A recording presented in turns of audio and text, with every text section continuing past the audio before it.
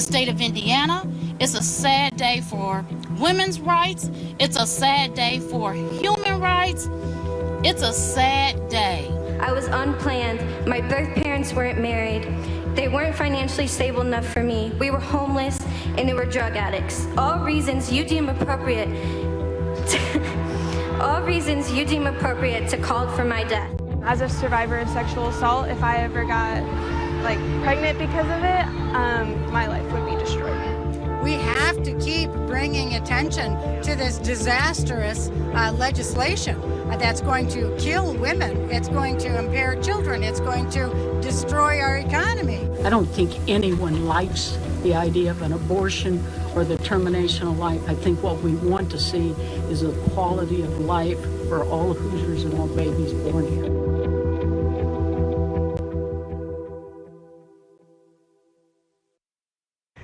Welcome to Inside Indy. I'm Megan Shin. As you just heard, there are a lot of differing viewpoints when it comes to Indiana's near-total abortion ban, which is now in effect. Before we get into the details of what this means for you, we want to take a look back at how we got here in the first place. June 24th, the U.S. Supreme Court reversed Roe v. Wade, ending the constitutional right to an abortion. The ruling setting off trigger laws in more than 24 states across the country. Bans in states like Tennessee, Texas, and Idaho designed to take effect either immediately or shortly after Roe was overturned. But in a surprising move, Kansas, a typically conservative state, put the decision in the hands of voters, and they overwhelmingly voted to not restrict abortion rights. The vote upheld the a recount just last month. That brings us back to the Hoosier State. In July, Indiana was thrust into the national spotlight as a debate over abortion rights heated up. The story of a 10-year-old girl from Ohio seeking an abortion in our state after being raped, triggering reaction from politicians on both sides, including President Joe Biden. After a special summer legislative session, Indiana became the first state in the nation to pass new legislation for an abortion ban. The law allowing exceptions only for rape and incest before 10 weeks post-fertilization to protect the health of the mother or if a fetus is diagnosed with a deadly anomaly. It's now active law, but legal challenges are on the horizon, with a lawsuit taking center stage Monday. WRTV's State House reporter Meredith Hackler has been following this issue for months now. She spoke with a handful of organizations in Illinois, a state that's become an island for abortion rights amid a sea of surrounding states banning the procedure. And she found out that one clinic has already served 1,000 more clients now than they did in all of 2021. People have been crossing the state line into Illinois or accessing care in Indiana and leaning on us as well as the Hoosier Abortion Fund for support. And yeah, we've been supporting Indiana callers, but we know that those numbers are going to rise just like they've risen in every other place where a ban has come down that we historically have been supported. This year have already heard from over 4,000 people. And on our helpline, we attempt to support 100% of the people that we reach. Alicia Hurtado with the Chicago Abortion Fund also says the organization doesn't just help with abortion procedures and access, they also work to remove the barriers for women. So joining us in studio now is our State House correspondent, Meredith Hackler. Meredith, thank you for being here with us. You've been following this bill ever since it was a bill, going through the special legislative session, now going into law today, of course, and you've even talked to people all the way in Chicago, Illinois, about what they're seeing right now. So what are they seeing? Yeah, I mean, basically all clinics in Illinois are seeing an increase, not only Planned Parenthood, but also some of the more private clinics, the ones that don't work with Planned Parenthood. On top of that, the Chicago Abortion Fund has even seen more people. What the Chicago Abortion Fund does is they do help women cross state lines if they are seeking an abortion, specifically in states where abortion is no longer legal. They've actually doubled the amount of people that they have working with women, calling women, helping them have access to all of these things. So overall, just a huge increase in women seeking this service across state lines. Yeah, and it's really something that we're just starting with things here for what they might see in Illinois. But what do they expect as, you know, the number of people going to Illinois might increase? Yeah, so in talking to Planned Parenthood, they actually expect their numbers to double. So they service around 20,000 patients every year.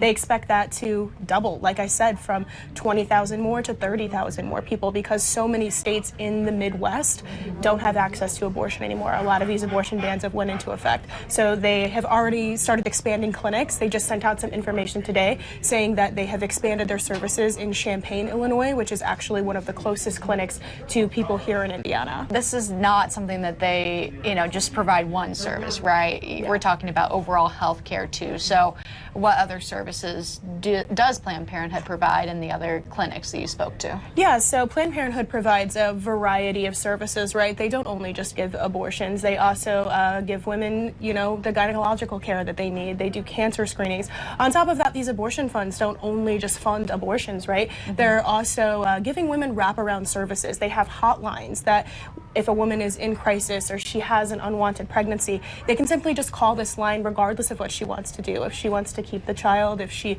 is seeking an abortion, they're going to help her with all of the pregnancy journey, right? And that's something that they wanted to highlight in the conversations that we had.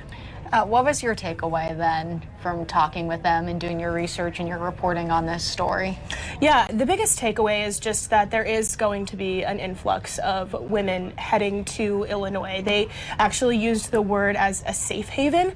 You know, that can be a touchy topic for a lot of people who, you know, maybe don't agree with abortion, but overall, they're just really preparing for this large influx of people coming to Illinois. Be interesting to see how this all plays out with different states making different decisions. Definitely will. It's going to be a story we're all going to be following for a long time. All right, Meredith, thank you so much. Thank you. With fewer abortions happening in the state of Indiana, adoption agencies and advocates are now preparing for the possibility of more births happening here as a result of Indiana's abortion law. Earlier this week, I sat down with the executive director of Nightlight Christian Adoptions, Sonia Brown. She talked to WRTV about how their agency is preparing for a possible influx of services. Well, joining us in studio now, we have Sonia Brown, the executive director for the Indiana branch of Nightlight Christian Adoptions. Sonia, thank you for joining us. My pleasure. So we're here to talk about the big law that goes into effect today and how it affects adoption, right? You guys have seen lots of years of adoptions here in Indiana. So what kind of changes do you expect? Well, specifically, it will affect domestic adoptions, and we anticipate perhaps an increase in birth mothers who are going to have unplanned pregnancies and having to choose whether to parent a child or place that child for adoption. Yeah, and with those big decisions, you guys have helped a lot with Hoosiers who decide, you know, adoption's the way to go for them. What kind of resources do you provide for those mothers who decide that? So mothers who make the decision whether they want to parent or whether they want to place that child for adoption, if they choose to parent, there are community resources available to them, such as financial aid, educational resources, vocational school, Medicaid, looking at those kind of things that they may need, parenting classes, setting up a nursery. If a mother chooses to place her child for adoption, she is provided with counseling. She's also provided with a counselor. She is presented with profiles of adoptive parents that she can look at, choose to interview those parents. They come from across the U.S. They do Zoom calls if they're not within the same state. And then they make a decision whether they want to choose a specific parent. They will meet that parent and go from there. You were explaining to me too, there's open adoption and closed adoption, right? Correct. So that's up to the birth mother. If she wants to stay within an open adoption plan, she will receive updates on that child through the age of 18. That can include photos, written updates, notes, letters. Birth mothers can also choose a closed adoption plan if they don't want contact. That we will honor as well. You know, we try to tailor all our services to each individual birth mother or family. We do offer several different programs, not just domestic. We also offer embryo adoption, international adoption, adoption from foster care. Our Indiana office is getting ready to open up foster care services in the state of Indiana. So we do have a variety of adoption services open to families. So if they are interested or a birth mother is in need, they can feel free to email us or give us a call. All right. Sonia Brown, thank you so much. As Sonia mentioned, Nightlight provides a variety of services for birth parents, children, and adoptive parents. You can help the organization continue their mission by donating or attending their annual fundraiser. The fundraiser is set for September 23rd at the Marat Shrine Temple. We have much more information on Nightlight, including how you can register for their event online at WRTV.com. Even though the law is in effect now, the legal battle over this issue is still not over. 2 lawsuits have been filed by the ACLU trying to block enforcement of the new abortion law. One claims the ban violates the Indiana state constitution, the right to privacy, and equal privilege protections. A hearing for that lawsuit is now scheduled for Monday. The other lawsuit claims the near total ban on abortions conflicts with Indiana's religious freedom law, which was passed in 2015. The suit argues that while some religions believe that human life begins at conception, the opinion isn't shared by all religions or religious people. A hearing in that case has not been scheduled yet, but you can stay up to date with the latest on this issue online. Just find our full coverage on WRTV.com.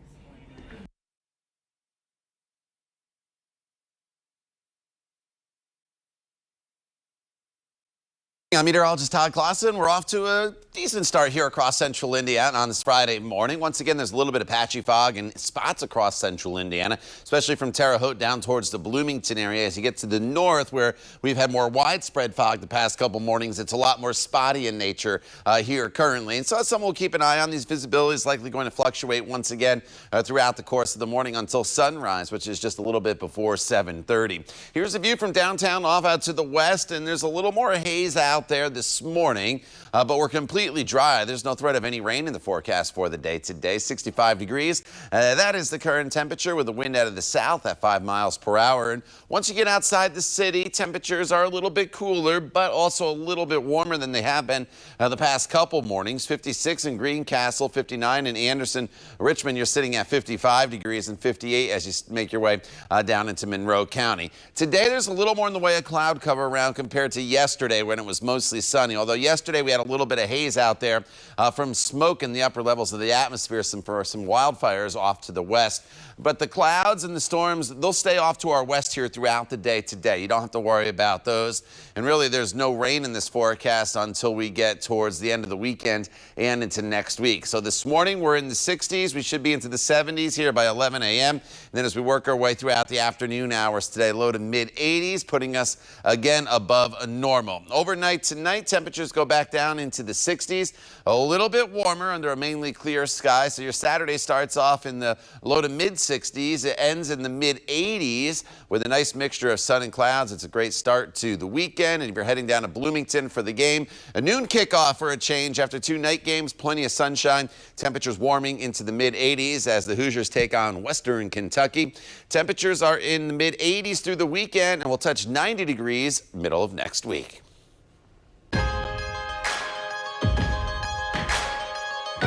Welcome back to Inside Indy. A teen is recovering now after her family says she was attacked by another classmate in the bathroom. Our Kaylin Kendall talked with the family and Warren Central High School about this incident. She found out how this could have happened and what's being done to keep your kids safe at school. We got balloons. Inside this hospital room at Riley Children's Hospital, 17-year-old Nia Dixon is recovering after a 6-hour surgery. She had to get a plate in the front of her neck. She had to get a pin in the back of her neck. A broken neck and torn ligaments, the 2 major injuries Nia is facing after her mother says she was attacked and beaten in the bathroom at Warren Central High School. It's beyond scary. To see your child in there with an oxygen tube, with a a tube that has blood going down. She can't get up on her own. Lakeisha Cannon says a fellow student tried punching her daughter in class before a second boy stormed in. Naya ran to the bathroom for safety. She says that's when the boys started punching her. Another student separated them, but not before Naya was knocked unconscious. I sit here and thank God as much as I can for still having a daughter. One snap, one more yank, one more anything, I could have been daughterless. Cannon says at least one of the boys involved was in a relationship with their daughter. It's a lot for something that both gentlemen could have just walked away from. Cannon says one of the boys sent Naya a threatening text message last week. I'd have described them as some little monsters with no home training. But after what they did to my daughter, there's no other label for them. Cannon says she is disappointed in the school district. Do I feel like they failed my daughter? Yes, I do. She says Naya was taken from the bathroom where at one point she was unconscious to the nurse, where her dad picked her up and took her to the hospital. 911 never called. I don't feel like she did everything in her best interest. She should have called 911. Naya is left with a long road to recovery. Yeah, I was just scared this time I be able to go home tomorrow. And she's looking forward to furthering her education. Mom said Tennessee State, possibly? Yes. What do you want to study at Tennessee State? Pre-med. Pre-med? What do you want to do? You want to be a doctor? Yeah. As for what Naya has to say to her fellow classmates who did this, I'll let God do it. There's something just about all of us have in our homes, button batteries. The tiny power sources can be dangerous if you have small kids in your home. And local health leaders tell us they're seeing more children end up in the emergency room after swallowing button batteries. Now one family is sharing their story with our Nikki Dementri in hope of preventing future injuries. Button batteries. Doctors here at Riley Hospital for Children say they are seeing more and more kids swallowing one of these and ending up in their emergency department. I'm Nikki Dementri here at WRTV. We are sharing the story of a toddler after he swallowed a button battery. Plus, we have tips for you on how to keep your kids safe. I'm get on the red one. On the red one? Yes. Oh, get on the red one. 3-year-old Mazir Williams is a ball of energy. Awesome. I see the sky. He's Montez Williams' oldest, but just before Mazir turned 2, he gave his dad a scare. I was shocked because I didn't know where he had got it from. It was this, a button battery. Mazir found it on the floor and swallowed it. He was doing some unusual crying and we thought it was teething. In the ER, an x-ray confirmed the dime-sized battery was stuck in the toddler's throat. Doctors successfully removed it, but it left behind burns of Mazir's esophagus after it began to corrode. That was never my worries as far as my kids swallowing something and getting stuck. I was worried more about broken bones and stuff like that. I've been here at Riley since 2014. So you've seen a lot. So I've seen a lot of kids with button battery injuries, unfortunately. In 2021, Riley Hospital for Children's Emergency Department saw more button battery injuries than ever before. Due to the seriousness of complications, button battery ingestions are triaged the same as a gunshot wound. If you treat these patients like a acutely injured trauma patient, you get them to the operating room a lot faster and you can actually save them, and you can save some bad injuries. And you can actually get people out of the hospital a lot faster. Now, if you think your child might have swallowed a button battery, you can look out for these things: changes in behavior, avoiding eating and drinking, or gurgling, meaning it's hard for a child to swallow their saliva. I think that the why of we've seen this increase is that button batteries are just a lot more prevalent. You know, we have a lot more small electronic devices in our houses, whether it's toys or remote controls. While Mazir doesn't remember the ordeal, his dad certainly does. Some parents wouldn't be thinking about it, so they should be aware of it and be looking out for it. Working for you, Nikki Dementri. So WRTV. what do you do if you think your child has swallowed a button battery? Doctors suggest giving a teaspoon of honey to your kid every 10 minutes while on the way to the emergency room. You can also give Pepto-Bismol as another one. So you can give Carafate, which is the active ingredient, Pepto-Bismol, but kids will more readily take honey. So your job as a parent is to give them the honey on the way to the hospital every 10 minutes until you get there, and then we take over from there. Doctors say the honey can coat the battery and prevent corrosion. It's an incredibly difficult topic to talk about, but bringing it up could save someone else's life. September is Suicide Prevention Month, and we want anyone who's watching to know there is help available to them. So we spoke with Shelly Hughes, who lost her son Ryan to suicide in 2019. In her grief journey, she joined a newer program in Johnson County. It's through the nonprofit organization called Upstream Prevention. With this program, suicide loss survivors like her go through special training. Then they are dispatched by the county coroner to the scene of these death investigations to provide immediate support to the loved ones. I found trying to find counseling resources, especially during a pandemic, was extremely difficult. So I feel like if I can make a difference to someone else, and then we do leave behind a nice packet of counseling resources. We bring coloring books for children that might be there on the scene. It's a unique partnership with Upstream Prevention, and the coroner's office says it makes a big difference in these difficult situations. Remember, if you or someone you know is struggling with thoughts of suicide, there is help available. A quick way to access resources and support is by dialing 988. Also, Shelly and Ryan's loved ones are hosting a motorcycle ride this weekend. It's to raise money for suicide prevention initiatives in Johnson County. Ryan's ride starts this Saturday at the Corner Bar on Indy's south side. Then it'll wind through Trafalgar and Brown County, and it'll eventually go back to the Corner Bar for a block party. Registration starts at 10 a.m. Kickstands go up at noon. We have much more information on how you can get involved in this story at WRTV.com.